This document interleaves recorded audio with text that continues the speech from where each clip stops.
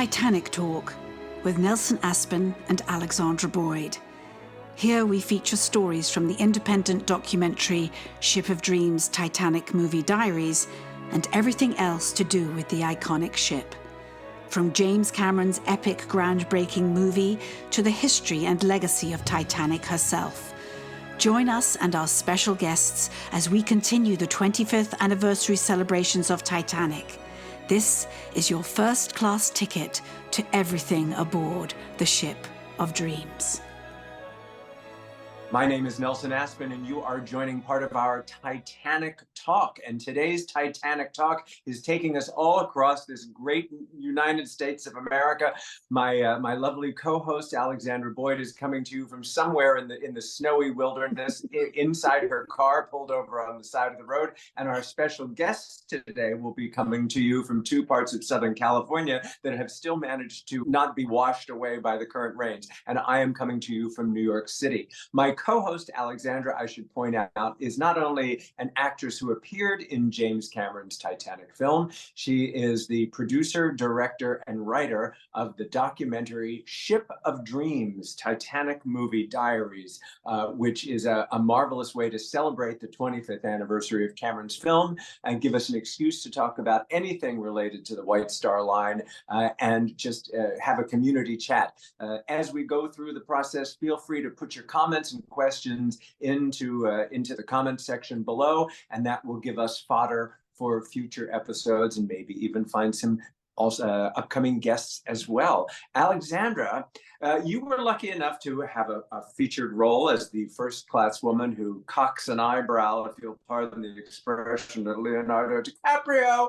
But a lot of actors, myself included, when we're starting out, we did survival jobs doing extra work. I was an extra on lots of soap operas, and it gave me a great education. You've talked a lot in the documentary about working on Titanic with James Cameron was kind of your film school. Is background acting and extra work? I think it was a great way to learn the business. Is that a good thing, as in addition to also making money while you're working on it? Absolutely. And in fact, in my early days, when I was at theatre school, I was a dancer when I first started. And in my summer holidays, I would they'd be shooting a BBC drama, and there was always, they wanted local people to participate as background actors. And it was a really nice way to make some money.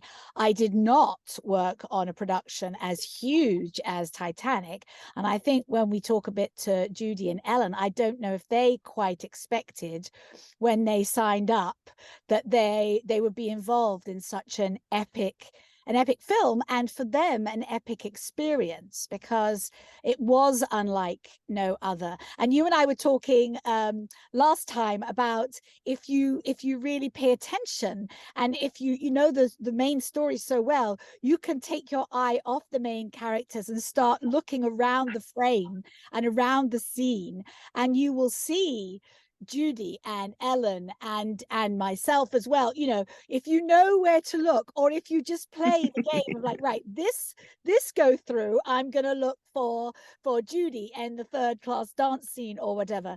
It's a really great game. And I know when James Cameron was looking for the supporting roles that many of us played, he wanted to repeat people. He wanted to create this city that was on the ship, so that again, as the main characters were going through, you would see recurring people who were in the dining room or in the third class. You'd be on the third class deck, and then you'd be on in the dance scene, and then you'd be clinging to the poop deck as your life was slipping away from you. He wanted those all to be the same people, and of course, in the end, you know, so many of us and what we did just never made it to the final film. But that was his intention, was not just to randomly people his film.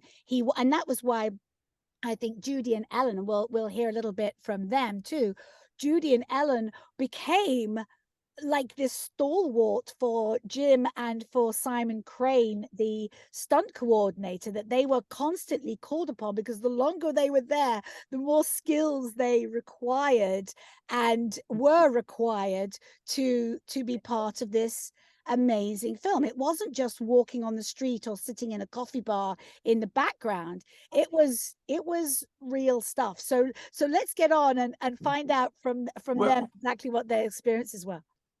Because I was going to say, because subconsciously you become, as an audience, as a viewer, you become more invested in it. It's this little city, this neighborhood that you have put yourself into, and you're like, there's that guy and that guy and that guy. And as Cecil B. DeMille, if you go back to the earliest days of film, he would have a cast of thousands, and there would be, you know, literally hundreds or thousands of extras storming the pyramids or whatever it was he set up. Nowadays, we rely so much on digital special effects. And although there are certainly digital people falling off the ship at the end of Titanic, you couldn't have done that purely with CGI. So launch us into introducing us to our two guests today, who were core background players in James Cameron's Titanic.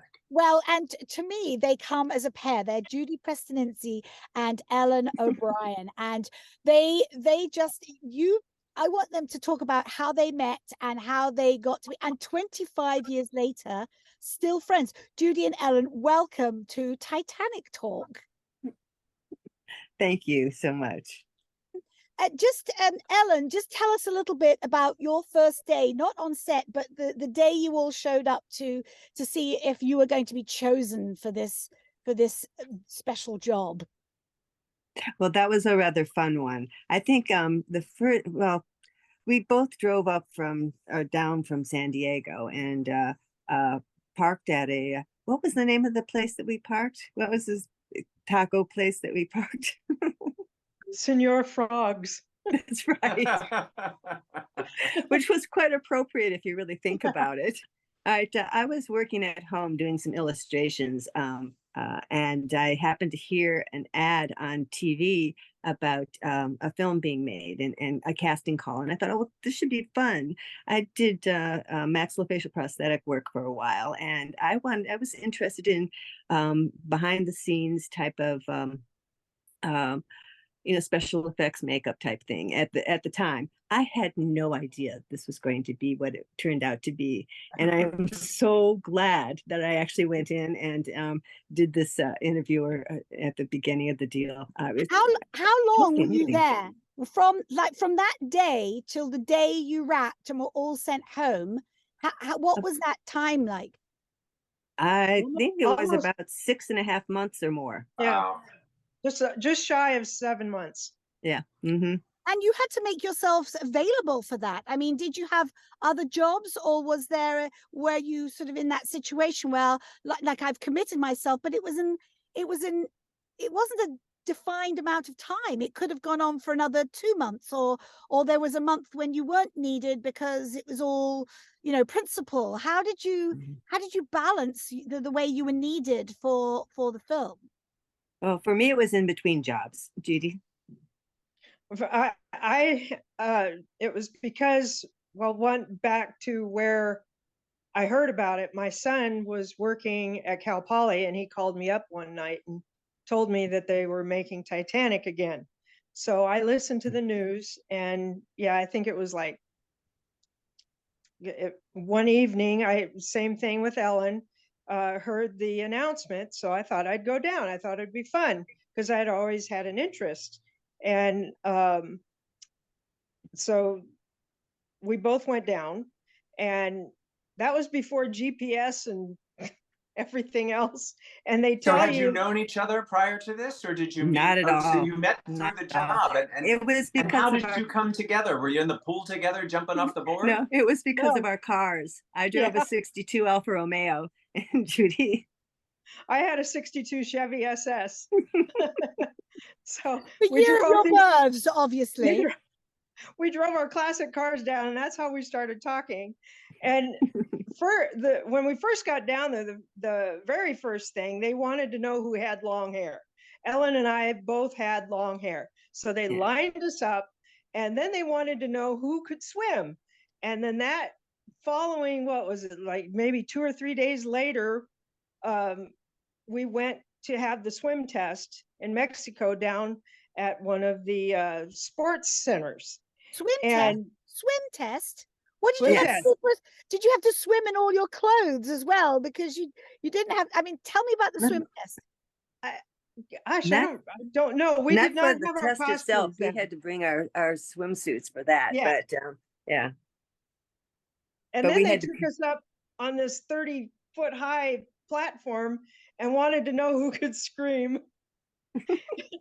Ellen told me I had a good outdoor voice. Yes, she does. All those years when you were a kid and they said, use your indoor voice. Now it came into play. I was raised on a ranch, and that's how we communicated. So I could be very, very loud.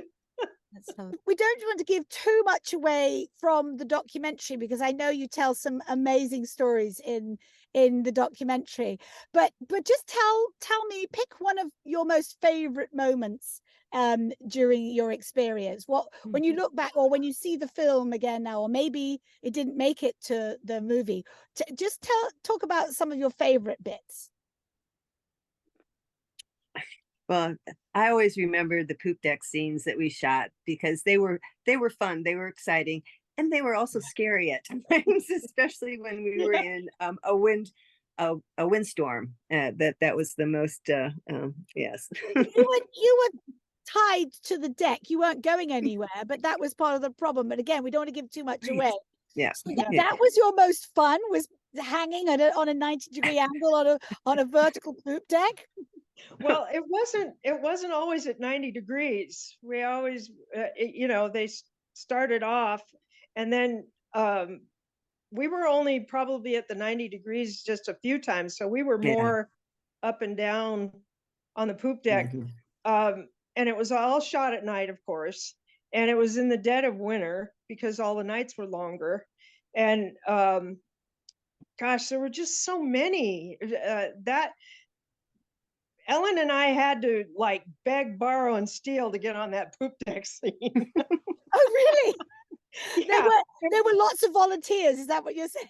Oh, it's there's like- 2 different poop deck scenes that we're talking about too, because the poop deck scene that you see at the end of before the boat was about to sink.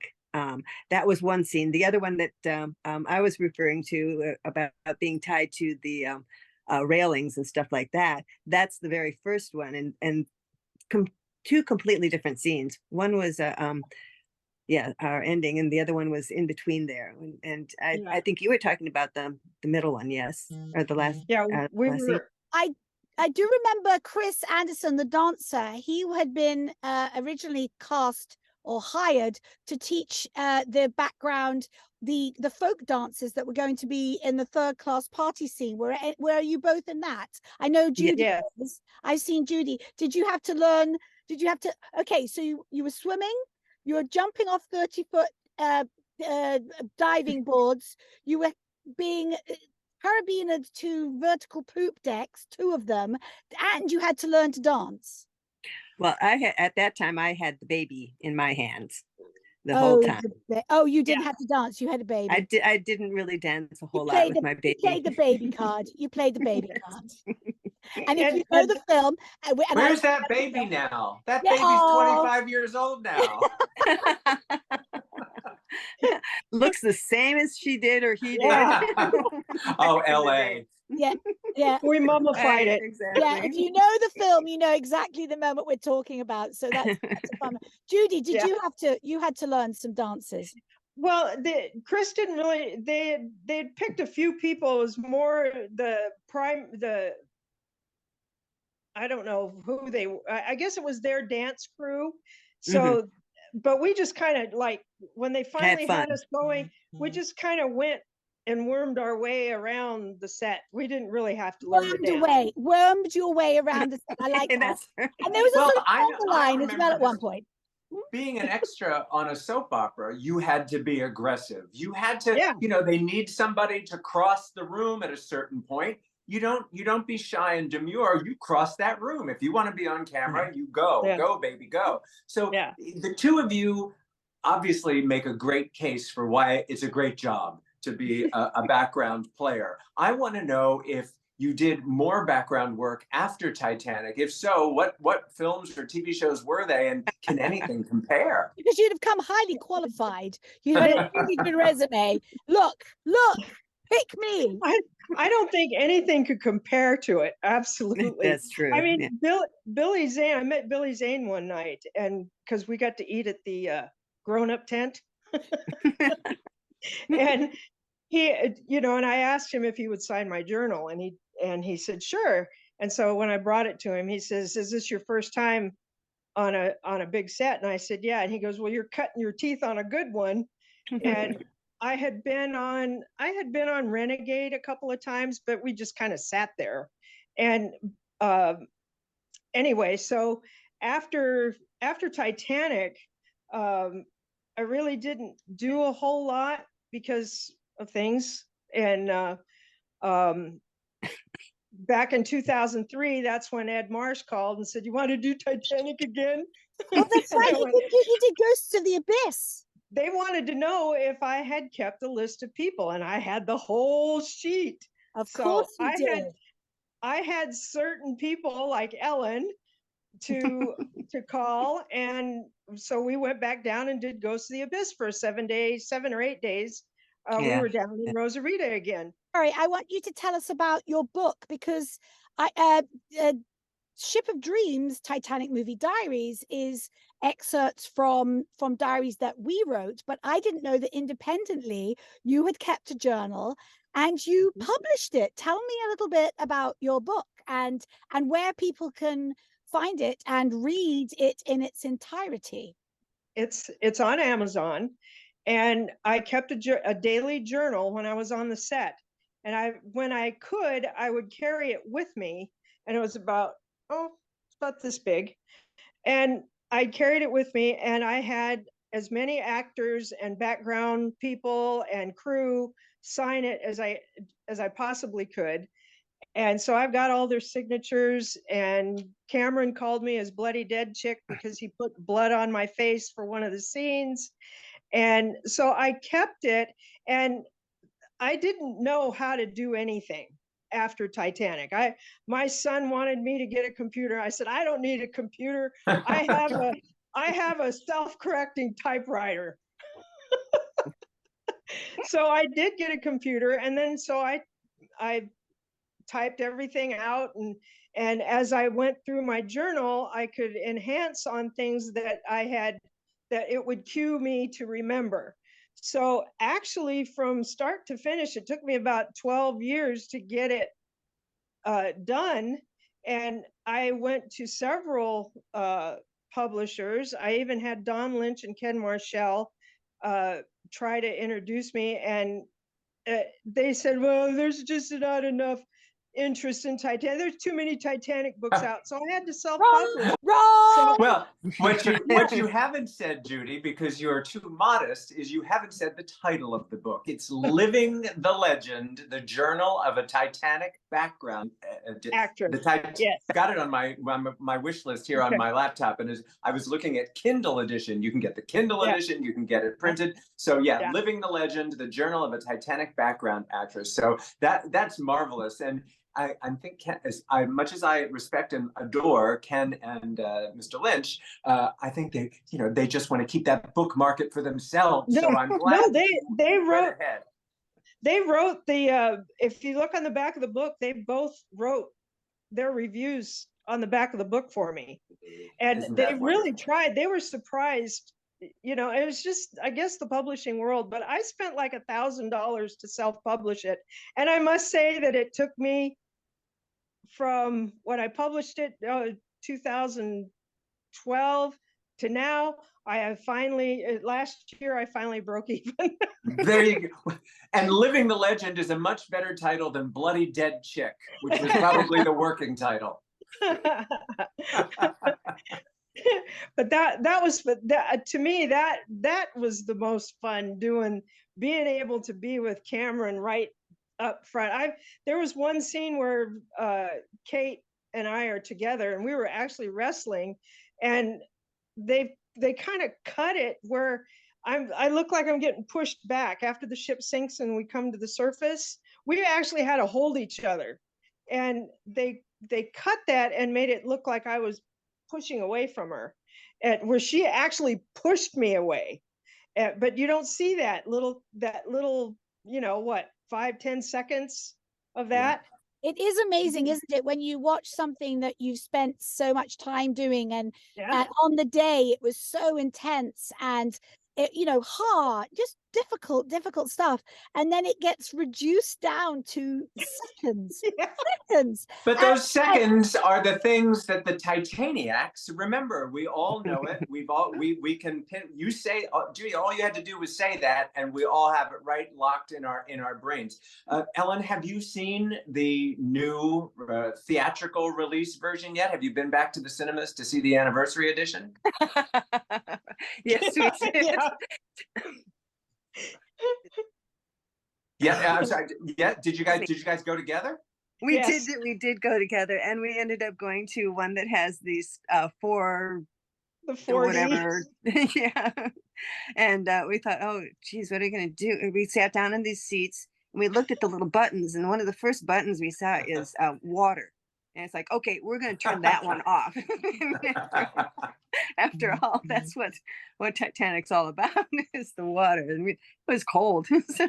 I bet the people around you must have been like, hey, ladies, can you keep it down? Weren't you just like talking to the screen?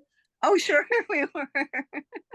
I've done that. We had a great time. I've watched it on TV with a friend and driven them crazy, going, oh, that's the bit where, you know, and you can't help, it just triggers all these memories and all these moments. It does. It's just, and I'm kind of sad in a way, because I don't think I've ever really seen the movie for the movie itself. I've seen it for the movie and for what we were doing while we were there in the scenes there.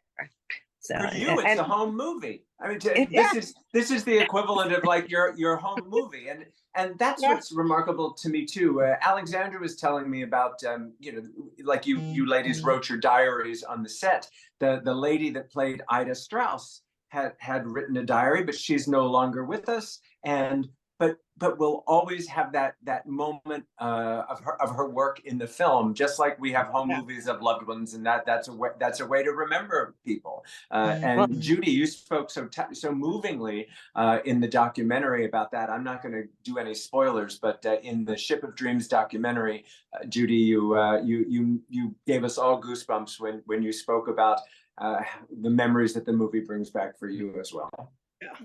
Yeah, what a wonderful thing to have for all of us, but especially for you. And it's just you know, the love and the affection for what is essentially a hugely tragic story is extraordinary, and it's what, you know, I try to explore in the film. I think you'll see, and it still keeps coming back to the ship itself and how its epic story draws us all in. You can't help but be connected to it and drawn in by it in some way.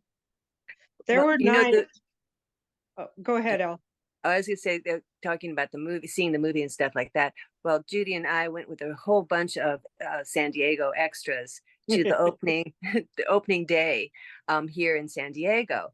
And it got to the point where, and of course, a lot of other people came to see it, because this was the first day of this showing, you know, here in San Diego. And it came to my scene where I was floating by bed with my baby, and yes, like this. And everybody that was on the set with us started applauding and cheering and things like that. I felt so bad about the poor people who actually came to experience the movie. I have no idea what. It's like amazing. Like, there's dead Ellen and her ugly baby.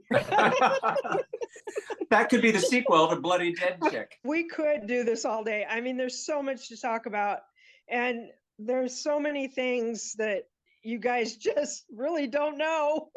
Maybe that's for the best. Didn't you like get bits of the set? Didn't you dumpster dive and get bits from the props and Yeah, panels and things? I actually have a banister from the staircase that I restored, and when we had our reunion for Ghost of the Abyss 5 years afterwards, I took that to Jim's place, and we actually discussed how I did it and everything, which was a whole lot of fun. Because they just crashed everything. They didn't think that, like, movie set, they didn't think that people would actually want it or keep it or caress it and be part of it. It's amazing. Oh my gosh, we could do this all day, but that's the whole reason we have Titanic Talk. So we will continue the discussion in future podcasts. We will watch Ship of Dreams, Titanic Movie Diaries, and hear some of the juiciest stories from Judy and Ellen. We will get Living the Legend, the Journal of a Titanic Background Actress, written by Judy. Get that on Amazon. Alexandra Boyd, director, producer, writer, star of Ship of Dreams, Titanic Movie Diaries. Thank you so much. Please encourage everyone not only to enjoy this podcast, but put in comments and questions and ideas and suggestions for future podcasts of Titanic Talk. If you've enjoyed this podcast, please leave a review. And if you'd like to hear more podcasts like this, hit the subscribe button. For information on where you can see Ship of Dreams, Titanic Movie Diaries, go to shipofdreamsfilm.com. Titanic Talk is a production of Ship of Dreams Film Limited.